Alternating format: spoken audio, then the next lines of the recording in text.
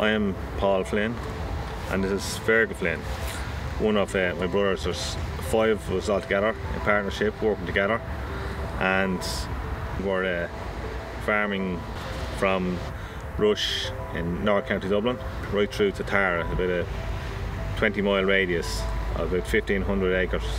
The farmer says it was. The farmer says I was born, and he father before me, and his father before them. So that's as far as I could go back. Then I retired in '94, and it took 5 sons to take my place. It's set up in such a way it nearly runs itself. Because they're working the same, actually the same blueprint they're working off. Now it's modernised it, but it's a repeat. They know themselves. It goes back to the same principle of farming and growing, so it's much the same. Everything would never really changed that much, really. Just a few things done different now. Yeah, the machinery would be a lot bigger, a lot more comfort now.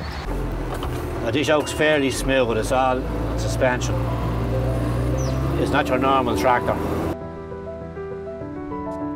We're putting on a fly spray at the minute for aphids, because if you don't do this at this particular stage, your crop could be down by 30 to 40%. I don't really have to touch the sprayer because the field is already being mapped out, and GPS is working. It's turning off, the nozzles on and off as I drive along.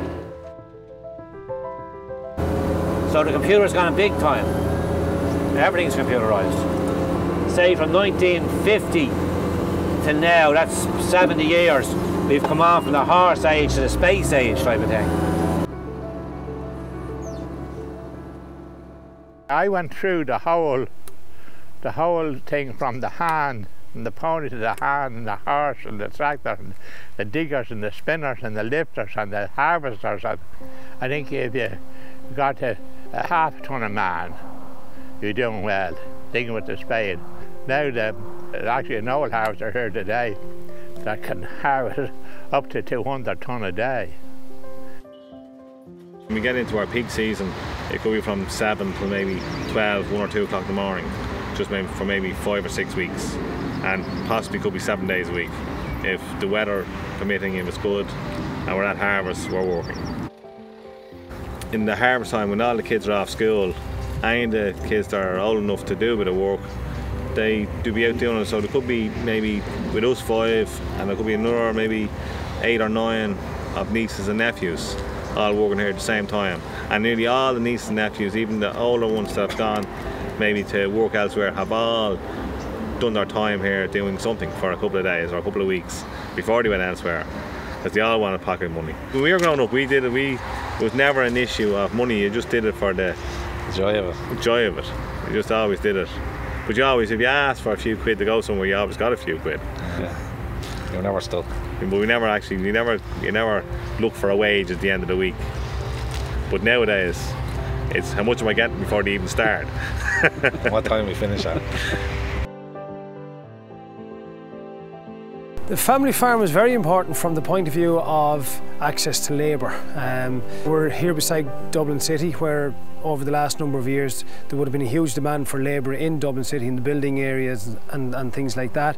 So to try and employ somebody on a full-time basis was becoming very, very, very difficult. So one of the outlets that you could get was to use family labour more and more.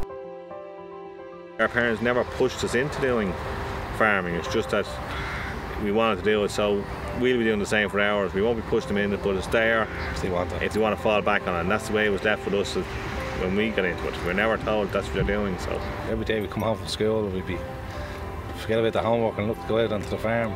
It all depends of what the next generation are going to do. They might have no interest in farming. Myself and Paul have 2 young sons coming on as well, so with the nephews, they should be able to keep it going after we're gone, so hopefully it'll be still here in 50 years' time.